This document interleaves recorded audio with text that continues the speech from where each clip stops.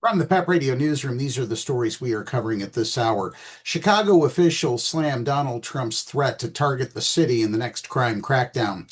President Donald Trump on Friday said Chicago will likely be the next target of his efforts to crack down on crime, homelessness, and illegal immigration. Donald Trump indicated that the Midwestern city could receive similar treatment to what he's done in Washington, D.C., where he's deployed 2,000 troops on the streets. I think Chicago will be our next, Trump told reporters at the White House, later adding, and then we'll help with New York. The comments came as the Pentagon on Friday began ordering troops in Washington to carry firearms, though there have been no overt indications they have faced threats that would require them to carry weapons.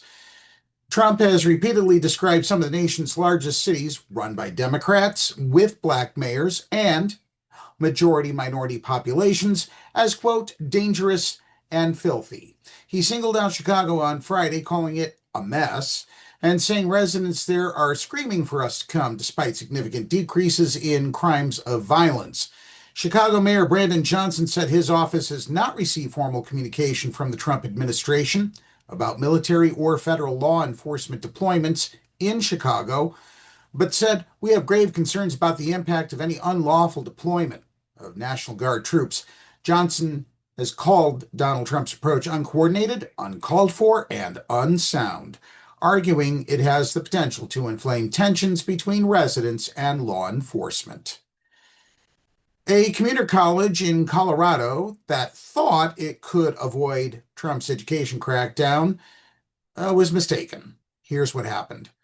Administrators at the state university's campus in Colorado Springs thought they stood a solid chance of dodging the Trump administration's offensive on higher education.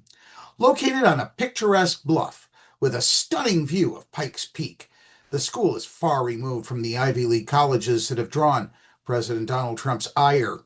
Most of its students are commuters, getting degrees while holding down full-time jobs. Students and faculty alike describe the university, which is in a conservative part of a blue state, as politically subdued, if not apolitical.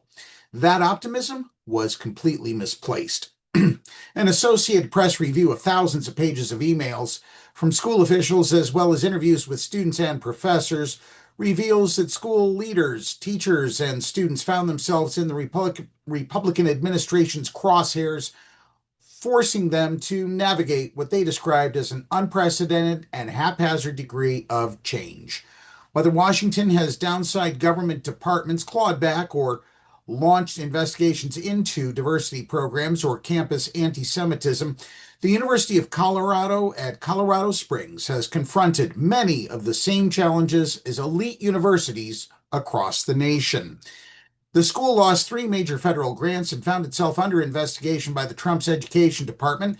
In the hopes of avoiding that scrutiny, the university renamed websites and job titles, all dealing with pressure from students, faculty, and staff who wanted the school to take a more combative stance.